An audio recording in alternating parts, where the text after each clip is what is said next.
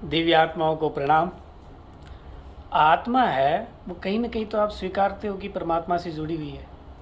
एक जन्म पहले, 10 जन्म पहले, 100 जन्म पहले, कहीं न कभी तो परमात्मा से जुड़ी हुई होगी। तो परमात्मा का ही अंश है, तो फिर परमात्मा तो अपने से कम सृष्टि की रचना नहीं करेगा, अपने से कम तो दिव्यता देगा ही नहीं, क्योंकि हर एक के हृदय में तो है तो आत्मा, और आत्मा जुड़ी हुई है परमात्मा से। तो परमात्मा ने जब सृष्टि बनाई, उसके भाव और उस उद्देश्य क्या थी, यानी ये सृष्टि में क्या हो रही है, लीला हो रही है, ये लीला हो रही है। तो इसमें क्या है कि जितने भी कहते हैं कि आत्मा है वो भगवान शंकर का स्वरूप मानी जाती है। आत्मा को जैसे आदि पितर है, वो भी भगवान शंकर है, कि भगवान शंकर के पिता कौन है कोई नहीं जानता। तो आदि पितर भगवान शंकर है, तो यानी आत्मा है वो भगवान शंकर का स्वरूप है। और भगवान शंकर के भाव क्या है कि नारायण को भजना। शंकर है वो समाधि में लीन रहते हैं, नारायण को ही भजते हैं। तो नारायण को भजने का ही उनका उद्देश्य है। तो वो एक लीला के माध्यम से, यानी एक तपोबल के माध्यम से निराकार को साकार के रूप में माध्यम से भजते हुए निराकार और साकार दोनों की एक बराबर की उपलब्धि मिल जाए भगवान शंकर को, इसलिए उन्होंने ये रचना की। तो भगवान शंकर के मन में भाव आए कि मैं नारायण को अपने दिव्य रूपों से भजूं, अपने दिव्य रूपों से भजूं। तो इनके भाव आए, तो भाव से फिर भगवान शंकर ने सृष्टि बनाई। सृष्टि में ग्रह, नक्षत्र, तारे सब कुछ बना दिए और प्रकृति बना दी, यानी किस समय में क्या पैदा होगा, किस समय में क्या फल होगा, किस समय कौन कहाँ की प्रवृत्ति रहेगी। तो अंत में श्रेष्ठतम जो रचना की वो मनुष्य की। मनुष्य से पहले जितने भी जीव है, जैसे सर्प भी, उसको पता चल जाता है कि मेरी मृत्यु अभी आने वाली है, तो वो खाना पीना भी छोड़ देता है। उसके सामने भी लेकर जाके रखोगे तो वो खाएगा पिएगा नहीं। तो मानवता से पहले हर एक जीव को बोध रहता है प्रकृति का, कि प्रकृति क्या चाहती है, कब हमें मरना है, कब हमें खाना है, यानी प्रकृति का सारा बोध रहता है। लेकिन मनुष्य जीवन में आते ही बोध शून्य हो जाता है, उसकी यादाश्त जो होती है वो शून्य हो जाती है। अब मनुष्य जन्म में आकर के उसको एक नई विधा मिलती है, जो सृष्टि में भगवान ने ही बनाई है। वेदों की रचना भगवान ने की है, सृष्टि में स्वयं कर्ता ने बनाई है। अब सृष्टि के स्वयं कर्ता ने ये रचना बनाई है, तो वेदों से ज्ञान मिलता है। तो मनुष्य जीवन में बच्चे को भी ज्ञान नहीं होता, वो आग को छू लेता है, ज्ञान नहीं होता उसमें क्या होता है, ज्ञान संस्कार के बीज डाले जाते हैं। तो सबका आत्माओं का उद्देश्य क्या है, नारायण को भजना ही। मुक्ति वहीं पे है, चाहे रोग की मुक्ति हो, चाहे कष्ट की मुक्ति हो, चाहे इंसान की मुक्ति हो, मुक्ति तो नारायण से मिलेगी। मुक्ति का तो दूसरा कोई उपाय नहीं है। और भारत देश में तो विविधता में एकता है। अब साउथ वाले भाषा भी नहीं जानते, लेकिन वो भी नारायण को भजते, तिरुपति को। यानी हर जगह पे, चाहे वो गुजरात हो, बंगाल हो, भाषा अलग हो, लेकिन भारतवर्ष का एक ये विशेष सिद्धांत रहा कि सभी विष्णु को ही मानेंगे, विष्णु से ही गति है सबकी। सेव्य होते हुए भी विष्णु को मानेंगे, वैष्णव होते हुए भी शिव को मानते हुए वैष्णव को मानेंगे। तो ये विधा है, तो ये विधा शुरू से चलती आ रही, इसी का नाम सनातन है। और ये विधा, ये संस्कारों के बीज जो उत्पन्न करते वो मानवता को श्रेष्ठ प्रकृति में योग प्रदान करे। क्योंकि प्रकृति खूबसूरत है, प्रकृति नहीं तो खराब है, नहीं अच्छी है, नहीं बुरी है, प्रकृति खूबसूरत है ईश्वर की बनाई हुई विधा में। अब इसका आनंद लेते हुए जब जीवन में ये वेदों का ज्ञान मिले, तो वेदों की भाषा को समझना अनिवार्य है। जैसे कोई बोलता है यार तू उसकी भाषा बोल रहा है, तू तो उसकी भाषा बोल रहा है, तो गणित की भाषा को समझना जरूरी है कि गणित की भाषा में क्या बोल रहे हैं। तो गणित की भाषा समझने के लिए पहले वेदों का सहारा लेते हैं। तो वेदों के सहारे में ये बताया है कि सामवेद में पहले बताया है कि जब आत्मा जब शरीर में प्रवेश करती है तो अरणि मंथन होता है, यानी आत्मा हो गया मांस का लोथड़ा, उसमें आत्मा और जो रस्सी होती है कर्मों की, उस कर्मों की रस्सी में भाव होते हैं। अब भाव शब्द है वो सृष्टि का पहला शब्द है। भाव में सारी चीज़ें समाहित है, रोग का भाव, सुख का भाव, अमरत्व का भाव, जितने भी वो भाव है यानी भाव शब्द है वो सृष्टि का पहला शब्द है, और वो आत्मा में कर्म बंधन में भाव लेकर के पैदा होता है। मेरे को किसी से ऋण चुकाना है, कि मुझे किसी से ऋण लेना है, कि दास बनना है, कि किसी से दुश्मनी निभानी है, कि मुझे क्या करना है, वो भाव लेकर के पैदा होता है, और उसको उसी प्रकार का शरीर मिलता है। वो जो शरीर होता है वो उसी प्रकार का मिलता है। तो पहले अग्नि प्रकट कब हुई? जब आत्मा शरीर में प्रवेश की। तो इसलिए जब अग्नि प्रकट हुई तो अग्नि के देवता को मंगल ग्रह कहा जाता है, और मंगल ग्रह की पत्नी का नाम मेधा है। और वैसे पहला यज्ञ बताया भीतर का, यानी बच्चा बड़ा हो पहले दूध पिए, या सभ्य जो वेदों में बताया गया कि मनुष्य जीवन को क्या क्या खाना चाहिए, तो वो पहला हवन है। तो पहला वो हवन करेगा तो उसकी बुद्धि श्रेष्ठ होगी। तो इस बुद्धि के बारे में पहला शरीर ही ब्रह्मांड है। पहले भीतर को नहीं जाना तो बाहर के जानने का मतलब ही नहीं। तो पहला ब्रह्मांड में जो देवलोक है ये छठा चक्र ही माना गया है, इसलिए ये ब्रह्मलोक है, सातवां चक्र है। छठा चक्र है वो भाव चक्र है, इसको देवलोक कहते हैं। और इसके नीचे वाला ये पंचम चक्र है, इसको आत्मा का चक्र कहते हैं, इसको आत्मा का चक्र। तो जब अग्नि प्रकट हुई तो अग्नि, तो आज हम अग्नि का नाम लेते तो कहीं भी एक अग्नि का विशेष नजरिया चला जाता है, ये अग्नि वो अग्नि, फिर उस अग्नि के अलग अलग नाम पड़े, कहाँ पे कौन सी अग्नि प्रकट हुई, शमशान घाट की कौन सी अग्नि है, शादी की कौन सी अग्नि है, उस अग्नि का क्या नाम है और उसकी ज्वाला कैसी है, ये साइंस है, प्योर साइंस है। तो ये पहले वेदों की भाषा को समझते हुए कि फिर योग शब्द है, यानी ये संयोग बना अग्नि का आत्मा का जो प्रवेश हुआ उस टाइम क्या बना, ये संयोग। अब योग शब्द का मतलब होता है जोड़ना, जो प्लस जो शब्द है वो जोड़ का शब्द है। तो गणित में जैसे माइनस प्लस गुणा भाग जोड़ बाकी, ये जो है ये गणित की विधा है। तो ये गणित की विधा भी शरीर लेकर के पैदा होता है, ये गणित की सारी विधा शरीर लेकर के ही पैदा होता है। तो पहला योग शब्द यहाँ पे घटित हुआ।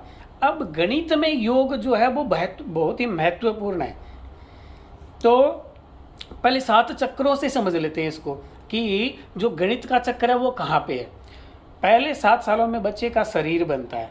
अगर उस 7 सालों के बीच में अगर शरीर में कोई कमी रहेगी तो जीवन में वो तकलीफ दूर नहीं हो पाएगी, वो शरीर में कमी रह जाएगी। चाहे वो नमूनिया की बीमारी हो, चाहे शरीर की कोई भी त्रुटि रहेगी शरीर में, तो वो फिर आगे ठीक होने का कोई चांस नहीं है। पहले 7 साल में शरीर बना, दूसरे 7 साल में एजुकेशन जिसको बोलते हैं, जिसको संस्कार जिसको बोलते हैं, जिसको पढ़ाई बोलते हैं, वो मिलती है। अब जैसे राम जी भी 8 वर्ष के थे तो विद्या अध्ययन के लिए चले गए, कृष्ण जी भी थे वो भी 8 वर्ष के होते हुए। और वैसे मनुस्मृति में आया भी है, 8 वर्षम ब्राह्मणीम उपनयित तम ध्यापयित, भगवान मनु, यानी 8 वर्ष का ब्राह्मण होते ही जनेऊ संस्कार कर लेना चाहिए, यानी यज्ञोपवीत संस्कार। और यज्ञोपवीत संस्कार करने के बाद में ही वो वेद धर्म का, वेद को जानने का अधिकारी बनता है। क्योंकि ये अधिकार जो शब्द है ना, ये बहुत गहरा है। किसका अधिकार क्या है इस सृष्टि में, सबका अपना अपना अधिकार। तो किसका अधिकार क्या है और किसको लेने के लिए कौन सी अधिकारिता चाहिए। भाई ऐसे ही तो नहीं हम सीए बन सके, ऐसे तो कोई आईपीएस ऑफिसर नहीं बनेगा, उसके लिए अधिकार चाहिए ना। और वो अधिकार का प्रोसेस होता है तो पूरा होता है। अब वहाँ पे जो आदमी डिजर्व करता है वो उसको मिलता भी है, जो चाहे वो अनजाने में किया हो चाहे जाने में भी किया हो। तो दूसरे 7 साल में एजुकेशन मिलती है, और उस समय जो बीज बोए जाएंगे वही आगे जाकर के वृक्ष बनेंगे। दूसरे 7 साल में तो 14 साल के हो गए, तीसरे 7 सालों में यानी उसकी शादी होती है। तो राम जी की भी बोलते हैं 14 वर्ष के बाद शादी भी, कृष्ण जी की भी। शादी का मतलब हो तो शादी में क्या बोलते हैं, पहले वो तो नाम हटा देते हैं, बोले पति पत्नी एक दूसरे का नाम नहीं लेंगे। वो इसलिए हटा देते हैं कि शब्दावली जितनी भी है ना जीवन में, बोलना, यानी प्यार में क्या होता है, आदमी इशारों से समझता है, प्यार के अंदर प्यार इशारों से ही समझता है। तो वहाँ पे शब्दावली हटा दी जाती है कि दोनों के बीच में शब्दावली न रहे। फिर उनको कहा जाता है कि आप दोनों के बीच में गणित को भी हटा दो, यानी कोई लेन देन मेरा तेरा नहीं रहना चाहिए। यहाँ पे जो गणित है, लेन देन माइनस प्लस अपने एक दूसरे के बीच में, वो गणित हटा दी जाए। अब इसको और फिर भाव हटा दिया जाए, दोनों के एक भाव रहे। क्योंकि अपने जो विवाह संस्कार होता है उसमें कहते हैं कि मम हृदयानुगतम नु चित्तम, यानी मेरे हृदय के चित्त के अनुसार तुम्हारा चित्त हो, दोनों के भाव है वो एक रहे। तो यहाँ पे ज्योमेट्री मिल जाती है, लास्ट में होती है ज्योमेट्री, क्योंकि वैसे तीन चीज़ें, ज्योमेट्री, गणित और भाषा। तो तीसरे शब्द में, तीसरे चक्कर में जो आई शब्दावली, चौथे चक्कर में आई गणित। तो यह आत्मा का कारक, यानी आत्मा किस गणित को लेकर के पैदा हुई है। और फिर जैसे गुरुजन होते हैं, पहले एक बताते कि पहले गुरुजन जो होते थे वो न तो कोई दक्षिणा लेते थे, यानी उनके बीच में एक तो गुरु शिष्य का नाम नहीं लेते थे, तो शब्दावली हट गई। फिर लेन देन नहीं है, रुपया पैसा कोई प्रकार का लेन देन नहीं है, तो गणित हट गई। और भाव गुरु शिष्य के रहे, तो वहाँ पे आत्मीयता बन गई। आत्मीयता बन गई तो दोनों, यानी ईश्वर की जो साक्षात्कार है वो गुरु में, माँ में, पिता में, और मात पिता, गुरु, पति और पत्नी, इनमें आत्मीयता एक होती है। इसलिए यहाँ पे परमात्मा का साक्षात्कार होता है, क्योंकि प्रैक्टिकल नहीं है तो फिर कहीं भी नहीं है। वो कहते हैं ना कि संसार से भागे फिरते हो, भगवान को तुम क्या पाओगे, इस लोक को तुम अपना ना सके तो उस लोक में भी पछताओगे। तो यहाँ पे संसार में साक्षात परमात्मा स्वरूप जो है वो माता पिता गुरु है और पति है स्त्री के लिए। तो स्त्री के लिए गुरु ही पति है। इसका उदाहरण दो तीन जगह विशेष मिलता है, इसलिए कि एक तो सीता जी जो है वो अपने बाप के घर भी जा सकती थी, राजा की बेटी थी। ईश्वर जो लीला करते हैं वो मानवता के बोध के लिए लीला होती है। उनको दुख सुख का क्या, वो दुख सुख से तो परे हैं, वो तो सर्वज्ञ हैं। फिर वो लीलाएं क्यों करते हैं कि मानवता के बोध के लिए। तो भगवान शंकर जल्द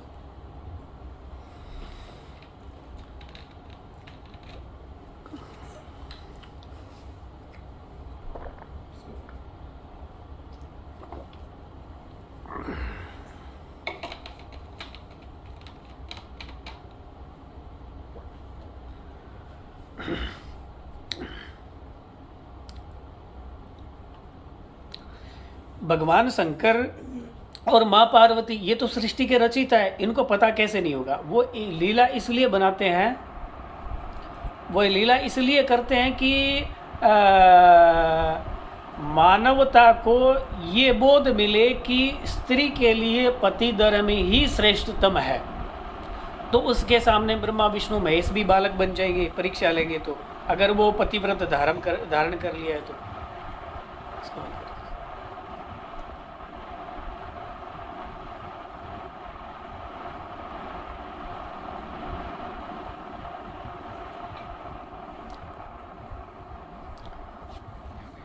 वो इसीलिए कि पति धर्म है वो श्रेष्ठतम है, क्योंकि इन पांच में प्रकृति में साकार रूप से परमात्मा की प्राप्ति है और ये परमात्मा का विधान है।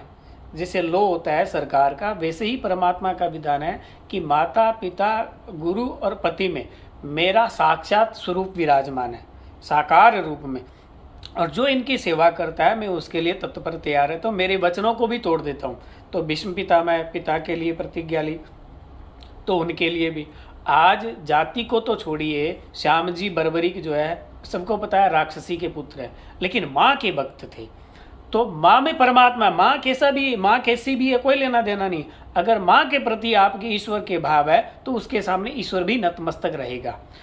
तो अगर पति धर्म के लिए अगर स्त्री और समर्पण रखती है तो उसके लिए ईश्वर भी नतमस्तक रहता है, ईश्वर भी नतमस्तक रहता है। तो पार्वती जी ने लीला की थी वो इसलिए की थी कि हे मनुष्य प्राणियों, मेरा पति है वो भी नारायण को भजने के लिए तत्पर रहता है। तो जितने भी आत्माएं जो भी हो, आप भगवान शंकर का स्वरूप हो और इन आपका उद्देश्य यही है कि नारायण को भजना, और नारायण जहाँ बजेगा वहाँ लक्ष्मी अपने आप आएगी। नारायण मुक्ति का कारक है, तो जितने भी मुक्त एक शब्द है, इसको हर जगह ला सकते। रोग के लिए मुक्ति, व्याधि के लिए मुक्ति, शत्रु के लिए मुक्ति, जीवन के लिए मुक्ति, परम मुक्ति, जितने भी मुक्ति शब्द है वहाँ नारायण ही विराजमान है, वहाँ नारायण ही विराजमान है। तो यहाँ पे ये विधा दी तो कि स्त्री के लिए पति धर्म हुआ। अब ये जो सातों चक्र है वो इसी प्रकार से भी, पांचवा चक्र ये आया, छठा चक्र वहाँ से यहाँ आया, और ये परमात्मा की प्राप्ति वाला हुआ। तो मनुष्य भी सिद्धियां करता है तो तीसरे चक्कर में होती है, जितनी भी सिद्धियां करती है।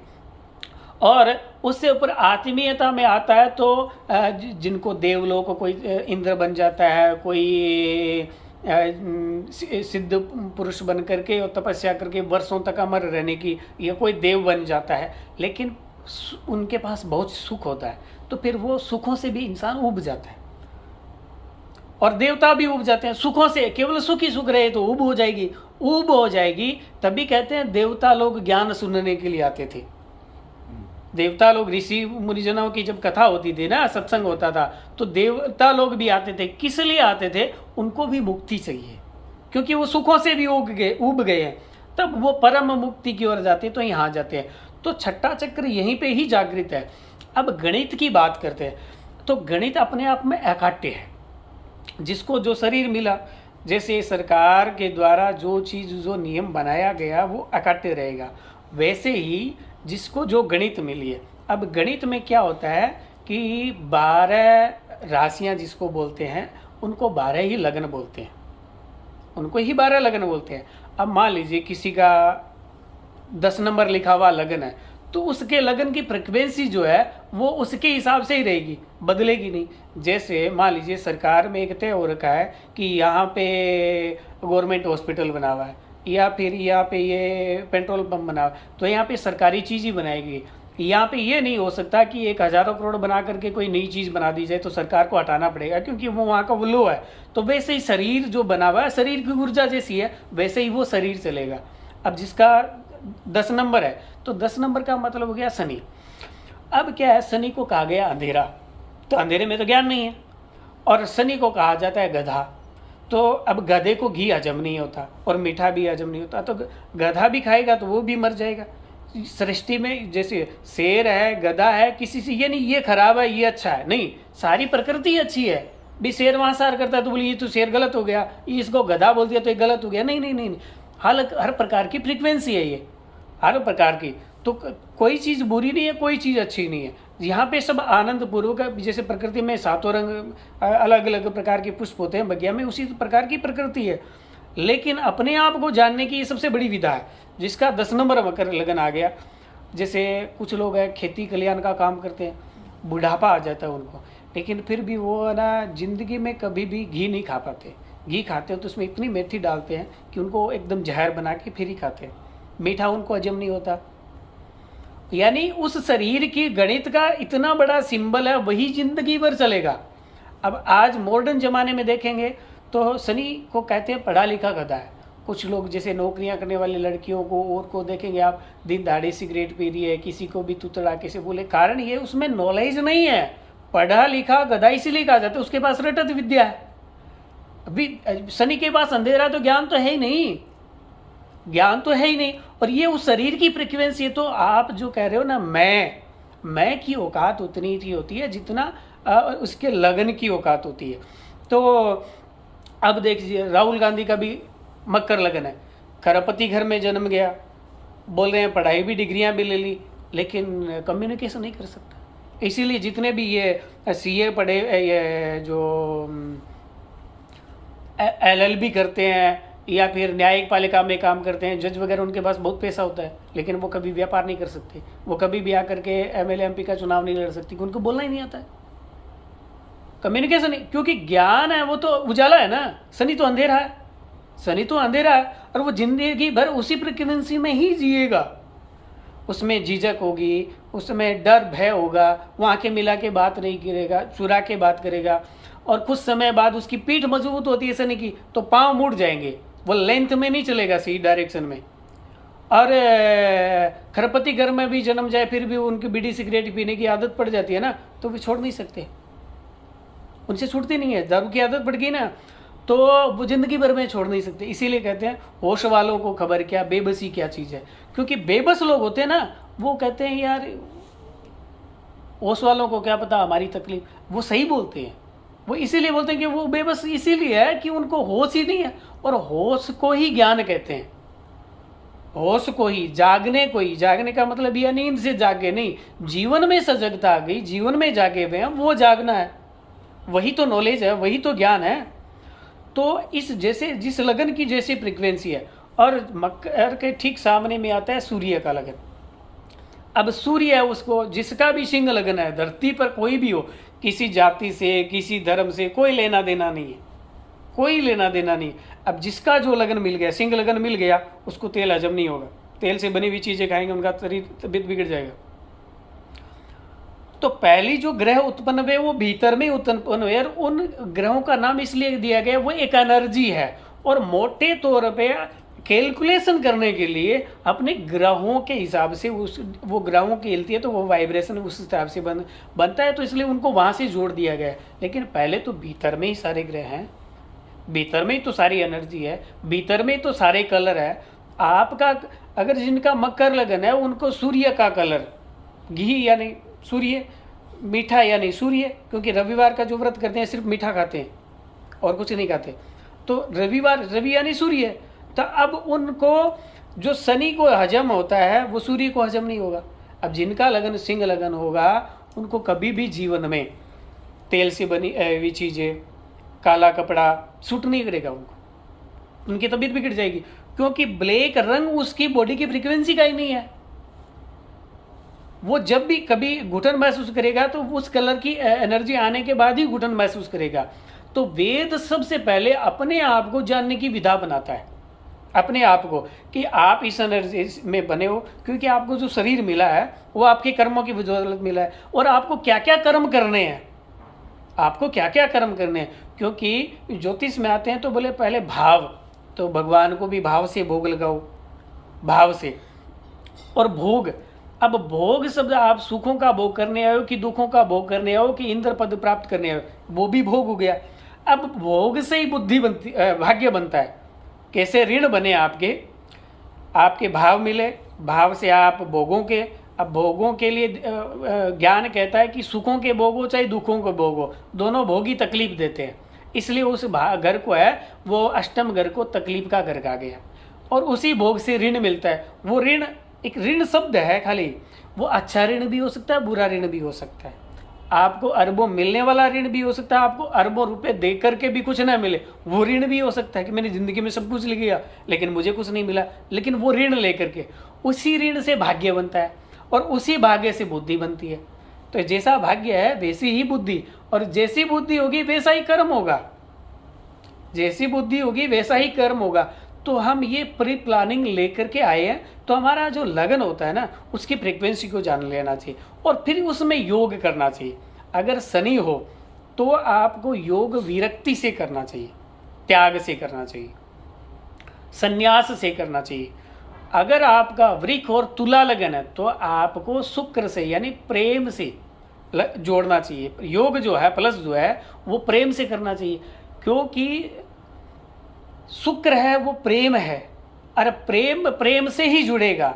लोग कहते हैं भी कोई भी आदमी, हर आदमी भक्ति करे, हर आदमी ज्ञान करे, नहीं नहीं नहीं, जिसका जो लगन मिला है वो वही कर सकता है, उसके अलावा वो नहीं कर, दूसरे मार्ग पे जा ही नहीं सकता। जाएगा तो 2-3 साल में वापस वहीं आना पड़ेगा।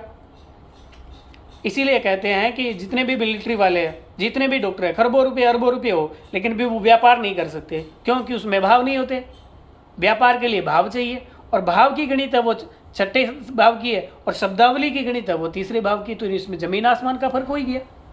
7 लोक माने इनको, तो ये तो तीसरा लोक है, ये छठा लोक है, तो तीसरी सीढ़ी वाला छठी सीढ़ी पे कैसे काम कर पाएगा? तो वो आदमी जिंदगी में सक्सेसफुल नहीं हो पाता है। तो ये आज की बात, ये साइंस है, और वेदों की दी की मानवता में ये इस प्रकार की मानवता है। आप इस प्रकार से कर्म करो, आपको जो लगन मिला है उसमें योग क्या करना चाहिए, वो योग को मकर कुंभ लगन शनि का लगन मिला है तो आपको विरक्ति का योग लेना चाहिए। और आपको वृक और तुला लगन मिला है तो भक्ति से जोड़ करना चाहिए। और आपको मेष और वृश्चिक मंगल का लगन मिला है तो आपको कर्म करना चाहिए, जैसे अर्जुन ने किया था, बिना सद्भावना के जो मिले वो करते जाओ दिन रात, क्योंकि आप में वो फ्रीक्वेंसी नहीं है। आप चाहे मिलिट्री में चले जाओ, कर्म करते रहो रात दिन, आप में भावनाएं हैं नहीं, आप डॉक्टर बनते रहो, कोई दिक्कत नहीं है। आपकी जो लगन है वही आपकी ऊर्जा है, और उसी ऊर्जा से तय होगा कि आप सृष्टि में क्या कर पा सकते हो, सृष्टि में क्या मिलेगा या क्या नहीं मिलेगा। अब जिनका धनु और मीन लगन हो गया, उनका मालिक बृहस्पति हो गया, तो वो ज्ञान देने की, ज्ञान को बांटने की, उनको ज्ञान से जोड़ना चाहिए, वो भक्ति से नहीं जुड़ सकते। तो जिनका लगन जो है उससे ही योग होता है।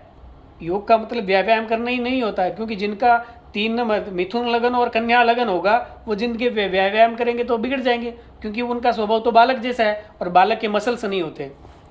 काफ़ी जो जन है सृष्टि में, बहुत से जो लोग आते हैं कॉमेडी वगैरह करते हैं उनका, और या संगीतकार होते हैं, वो बुद्ध वाले होते हैं, क्योंकि बुद्ध में फील बहुत होती है, भावनात्मकता बहुत होती है। तो संगीत गाते तो इतना जानदार गाते हैं कि ईश्वर मय बना देते हैं। तो वो भाव बुद्ध के पास में है, और वो भाव शुक्र बुद्ध की युति है, तो मित्रता है, तो शुक्र और बुद्ध दोनों व्यापारी गण में आते हैं। लेकिन मंगल के साथ बुद्ध की मित्रता नहीं है, तो वो व्यापार नहीं कर सकता। तो इसीलिए आपका जो लगन है उसी से आपका आप जोड़ करो। अब उसी से जोड़ करने के लिए आपको कहा जाता है कि सबसे पहले कि अपने धर्म का संस्कार। अब धर्म क्या होता है? धर्म एक शब्द है जिसको हजारों जगह यूज किया गया है। जब भगवान कृष्ण और अर्जुन का संवार हो रहा था, तो पहली चीज़ तो ये कि उनकी, भगवान कृष्ण का वृक्ष लगन है, प्रेम वाले हैं, और अर्जुन का मेष लगन है। तो ये दोनों तो प्रेम से आपस में बात कर रहे थे, जैसे किसी का कम्युनिकेशन हो। संजय तो दूर बैठा सुन रहा था, लिख रहा था। उसको भाव पढ़ने का मतलब है कि उस समय उनके भाव क्या थे, भगवान कृष्ण के भाव क्या थे। अब वहाँ पे भगवान कृष्ण ने सबसे पहले कहा कि मैं ही धर्म हूँ, मैं ही यानी अग्नि का धर्म है, जल का, पांचों तत्वों में हूँ, और पांचों तत्वों का अलग अलग धर्म है। अग्नि का अलग धर्म है, वायु का अलग धर्म है, पांचों तत्वों का जो धर्म है वो अलग अलग है। फिर उन्होंने कहा कि सबसे पहला गुरु मैं हूँ, और गुरु मैं हूँ और पालन करता मैं हूँ। तो यहाँ पे उन्होंने कहा कि माँ है वो मैं हूँ। हिंदुत्व की संस्कृति में या सनातन की संस्कृति में सबसे पहला गुरु बताया गया है माँ। भी श्याम जी के भी कोई गुरु नहीं थे, राक्षस का पुत्र था, लेकिन आज भी भगवान मान रहे ना उनको दुनिया। क्यों? कि सबसे पहला बड़ा गुरु कौन? माँ। तो वहाँ पे जब भगवान कृष्ण कह रहे थे तो प्रेम वाली भाषा में उसको समझा रहे थे कि सुनो, मैं ही गुरु हूँ और मैं ही पालन करता हूँ, और मैं ही ब्राह्मण हूँ और मैं ही गाय हूँ, और मेरी ही रक्षा करनी पड़ती है। वो इसलिए बोला गया। आज बोलते हैं ना कि धर्म की रक्षा करनी पड़ती है, भी धर्म इतना कमज़ोर क्यों, भी रक्षा करनी पड़ती है। जब नारायण ये कह रहे थे ना, उस समय उन्होंने सतोगुण की बात की थी। जैसे स्त्री, आज पूरे विश्व में कहीं भी ये नहीं लिखा गया कि स्त्री ने कहीं रेप कर दिया, नहीं। क्यों भाई? क्योंकि स्त्री आक्रामक नहीं होती है, और आक्रामक नहीं होती, वो हत्यारा नहीं हो सकता। तो वो सतोगुणी है, क्योंकि 3 गुण है प्रकृति में, सतोगुण, रजोगुण और तमोगुण। तो सतोगुण की रक्षा करनी पड़ती है। ब्राह्मण आज तक के इतिहास में कभी भी तमोगुणी नहीं हुआ, गाय आज तक के इतिहास में तमोगुणी नहीं हुई, तो और पीपल, तो इन चारों में सतोगुण का वास है। और इसलिए जो रामायण में ये जो बात आई थी कि ढोल गवार शूद्र पशु नारी सकल ताड़ना के अधिकारी, इसमें तो समुद्र के भाव थे। जैसे ढोल का मालिक होता है, ढोल अपने आप तो बनता नहीं, मालिक बनाता है, तो मालिक उसको जैसा स्वर दे वो वैसे ही चलेगा। तो आप मेरे मालिक हो, आपने समुद्र की मर्यादा बताई है, तो मैं उसी में चलूँगा ना। हाँ, गंवार आदमी है, यानी घर में भी अगर जन्म जाए किसी के या परिवार में हो तो उसका ध्यान रखना पड़ता है, कोई चीज़ बेच ना दे, कुछ गड़बड़ ना कर दे, उसको देखना पड़ता है। देख, मारपीट तो करना नहीं, देखना पड़ता है भी, बच्चा तो उन्हीं का है, परिवार तो उन्हीं का है, देखना पड़ेगा। गंवार तो घर में होगा। अब ढोल गंवार शूद्र शब्द है, वो आज भी लेबर के लिए है कि लेबर को देखेगा नहीं मालिक तो वो ठीक से काम नहीं कर पाएगा, वो उसका रिदम ही नहीं है। अगर वो खुद ही राजा बनने का रिदम उसके पास होता तो फिर वो 100 रुपये में आज वो तगारी क्यों, वो मेहनत क्यों करेगा। तो शूद्र को देखना पड़ता है। और पशु, जो पशु पालना करते हैं, पशु की पालना करेगा वही मालिक देखेगा। अभी कब किसी बच्चे होने वाला है या किसको क्या तकलीफ होती है, पशुओं की देख रेख करनी पड़ती है, तो देखने का मतलब वो हो गया। और नारी की देख रेख इसलिए बताई गई है, देखने का मतलब ये होता है जैसे हम व्यापार को देख रहे हैं, हम घर को देख रहे हैं, नज़रिया बहुत अलग है। पढ़ने का मतलब वह है कि लाइन को रटना नहीं, उनके भाव को पढ़ लेना कि समुद्र के भाव क्या थे। समुद्र के भाव ये थे कि जैसे पहले पिता होता है वो स्त्री को देखता है कि वो स्त्री का कोई भी आक्रामक हथियार है वो नष्ट कर सकता है उसको, फिर पति देखता है, फिर बूढ़ी हो जाती है तो माँ बाप देखते हैं कि चलो मम्मी गई थी मंदिर, आई कि नहीं आई अभी तक, देखो ध्यान रखो, क्योंकि स्त्री में ठहराव है, दौड़ भाग तो है नहीं और वो आक्रामक है नहीं, तो इसलिए उसकी रक्षा करनी पड़ती है, उसको देखना पड़ता है। जो इसलिए पढ़ना बहुत गहरी चीज़ है। अब पढ़ने में और गहरी बात करें अपने तो ये है कि 2.5 अक्षर प्रेम का पढ़े सो पंडित होए। अब 2.5 अक्षर तो कर्म भी है, धर्म भी है, ज्ञान भी है, सारे 2.5 अक्षर है। और 2.5 अक्षर प्रेम का पढ़े सो पंडित होए। अब प्रेम और पंडित में तो रात दिन का डिफरेंस है, पंडित तो ज्ञानी होता है और प्रेम है वो ज्ञान है, दोनों की मारी की अलग अलग है। तो फिर उन्होंने ऐसे लाइन कैसे लिख दी? उनके जो रिदम था वो ये था कि भक्ति, जो भागवत धर्म है, भक्ति का, ज्ञान का, ये जो भागवत धर्म है, इसको जो जान ले वो पंडित है। उनका जो कहने का जो शब्द था, तो इसलिए एक लाइन पे पीएचडी तक होती है, क्योंकि पढ़ने का मतलब है उनके भावों तक को पढ़ लेना। तो इसीलिए गणित में जो गणित को पढ़ ले, अब इस समय में जो भगवान अर्जुन कृष्ण को समझा रहे थे धर्म, तब यहाँ पे बताया कि ये जो सतोगुण है ये भी मैं हूँ, क्योंकि सृष्टि तो किसकी है? शंकर की, भगवान शंकर की है ना, तो सारे तमोगुणी है, अंत में तमोगुणी बचता है और नारायण की पुनः स्थापना होती है। तो अब यहाँ पे धर्म नाम की एक चीज़ को देखने में विधा एक ज़बरदस्त ये है कि जितने भी धर्म है उनमें स्त्रियों को कोई संज्ञा नहीं दी गई, और सनातन में नया साल भी स्त्री के हिसाब से, यानी बिना शक्ति के सृष्टि में कुछ भी नहीं है। और सबसे बड़ा गुरु माना तो स्त्री को माना, सबसे बड़ा गुरु माना तो स्त्री को माना। अब एक मानवता का समूह ये कहे कि स्त्रियों के साथ में 5-6 बार हलाला करे तब शुद्ध होगी, और गाय को बलि दोगे तब यूनिवर्स खुश होगा, भगवान खुश होगा, और वो स्त्रियां हैं वो हमारी जब ऊपर वाले की दुआएं करें तो वो सामने नहीं आनी चाहिए, अशुद्ध है। तो एक ये संस्कार है और एक ये संस्कार है जिसके कि गाय हमारी माँ है, स्त्री हमारी माँ है, स्त्री हमारी प्रकृति है, स्त्री हमारा स्त्री की समानता वहाँ देवता रमण करते हैं, एक इनके भाव होंगे। तो ये जो भाव जो संस्कार दिए जाते हैं, इसीलिए जिन बच्चों को हत्या वाले संस्कार दे दिए जाए ना 7 से 14 साल के बीच में, वो चाहे MBA कर ले, चाहे वो साइंटिस्ट बन जाए, वो एक ना एक दिन उग्रवादी बन जाता है, एक ना एक दिन उग्रवादी बन जाता है। क्योंकि एजुकेशन जो असली एजुकेशन जो संस्कारों की जो धर्म की दी जाती है वो 7 से 14 साल के बीच में ही दी जाती है। तो उसी समय श्रेष्ठ संस्कार दे करके उसको धर्म की, तो धर्म को इस प्रकार से समझते हुए जीवन में दे, तब वो अपने लिए और अपने मानवता के लिए श्रेष्ठ हितकारी रहता है। और जिसको जीवन में जितनी भी तकलीफ हो, राहु से संबंधित हो, केतु से संबंधित हो, आप भूत प्रेत पिशाचों के चक्कर में पड़े हो, वर्षों तक कुछ भी नहीं किया है, लेकिन नमो भगवते वासुदेवाय के जप करने मात्र से आप उन विधाओं से छुटकारा पा सकते हैं। क्योंकि जो ये 5 परमेश्वर बताए हैं, दुर्गा, शिव, गणपति, नारायण, सूर्य, ये पांचों अलग अलग इसलिए बताएं कि परमात्मा तो एक ही है। दुर्गा कहती है सब कुछ मैं हूँ, गणेश जी कहते हैं सब कुछ मैं हूँ, लेकिन वो 5 इसलिए हैं कि 5 प्रकार की फ्रिक्वेंसी है धरती पे।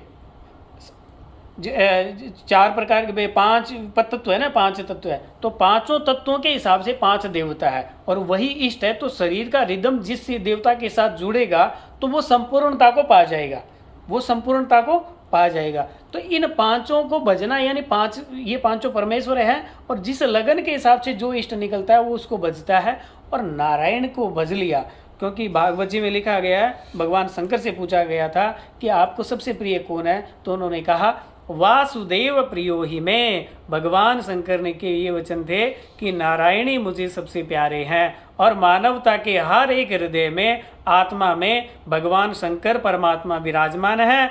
और वो नारायण को भज ले तो सारे भाव से मुक्त हो जाए। यानी जो कर्मों में क्या होता है, अपनी यादाश्त होती है, अपने शरीर में एक यादाश्त होती है, उस यादाश्त के ही कर्म है, वही फ्रीक्वेंसी हमारे पास आती है और उसी प्रकार की हम कर्म करते हैं। तो कहते हैं भाग्य से बड़ा कर्म है, तो आप नारायण की तरफ लगा दो तो जीवन से बहुत सारे दुखों से पार हो जाओगे। जय हो। जय माता दी। नमो भगवान।